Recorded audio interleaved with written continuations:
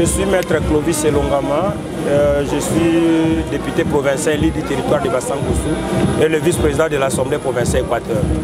Merci beaucoup, honorable. On vous a vu ici à l'aéroport de Mbandaka. D'abord, nous savons que le président de la République arrive ici. Et d'abord, qu'est-ce qui justifie votre présence à ce lieu?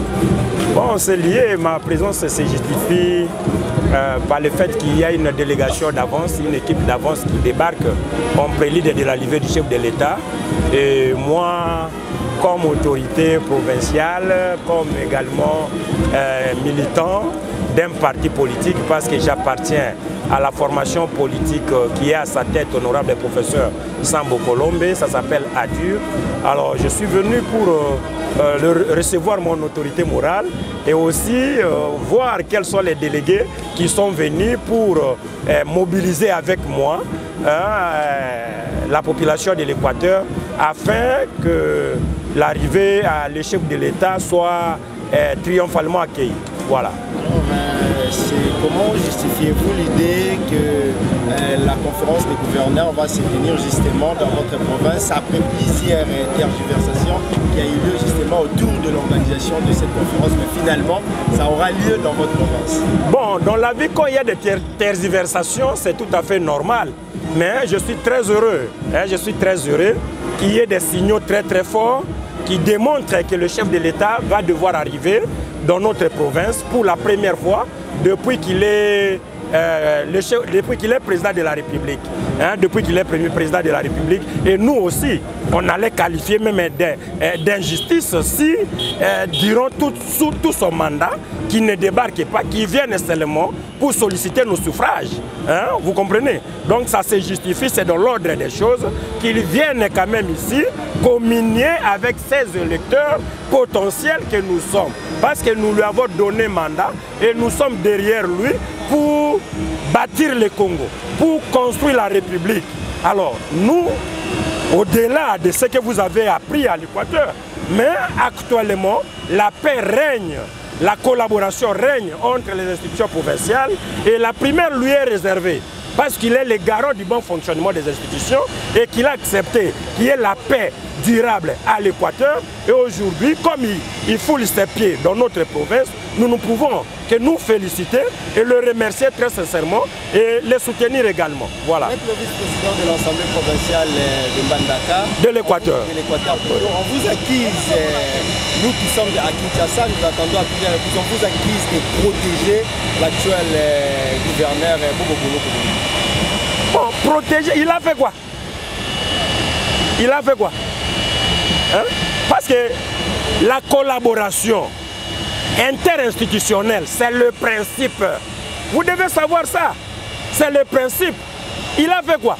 Si nous, comme contrôleurs, nous l'avons contrôlé et que nous avons remarqué qu'il n'y est pour rien, même si vous pouvez aller voir Dieu le Père, qu'est-ce que ça va changer? Ça ne change en rien dès lors que moi, comme contrôleur, je n'ai rien remarqué de mauvais contre lui. Je n'ai rien remarqué comme gestion opaque dans son chef. Je vais les protéger. Pourquoi? Si là, il en est pour quelque chose, je vais les protéger. Pourquoi? Non, je ne peux pas les protéger pour les protéger. Et si nous avons dit que la déchéance prononcée autrefois par l'Assemblée contre lui dans un bar, c'était une aventure organisée. Dans une province des êtres normaux, on ne peut pas aller dans un bar pour déchoir un gouverneur. Non, même pour abattre un chien, il y a une procédure. C'est parce que le gouverneur avait donné l'ordre que les sièges des institutions soient bloqués. Non, non, ça c'est vous qui racontez ça. Moi là, je suis parlementaire, je suis là depuis le début de ce mandat, depuis le début de cette législature. Mais il a été là faire quoi? Le problème c'est quoi? C'est que lui là, il ne s'est jamais justifié. La liberté de se justifier est garantie par la Constitution. Ça s'appelle le droit de la défense. C'est l'article 19, c'est l'article 61 de la Constitution, je crois. Alors, si vous invitez quelqu'un, vous le laissez là-bas, vous laissez celui que vous invitez. c'est lui que vous accusez. Vous le laissez à l'hémicycle, mais vous allez vous réunir dans un bar pour annoncer sa déchéance ou organiser sa déchéance. Je suis membre de l'Assemblée, je n'ai jamais été associé. Vous vous rendez compte? Quand on a déchi Mabunda, on l'a vu là, et c'est justifié. Même ceux qui étaient qualifiés pro-Mabunda ont voté pour ou contre la motion, non?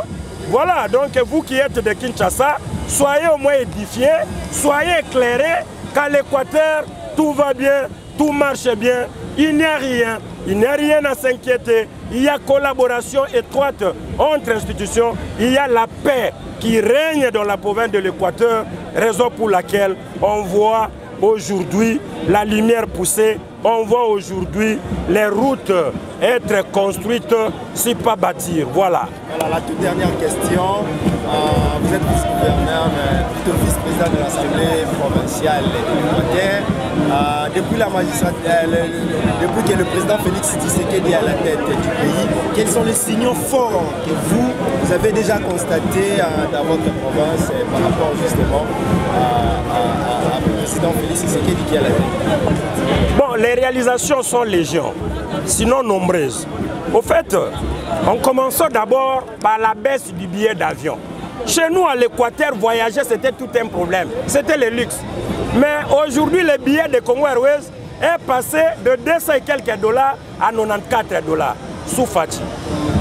Hier, faire étudier les enfants, parce que chez nous, la vraie notabilité, c'est la polygamie mongonaise. On fabrique des enfants comme les Balouba, permettez-moi. Mais faire étudier tous ces enfants, ce n'était pas facile.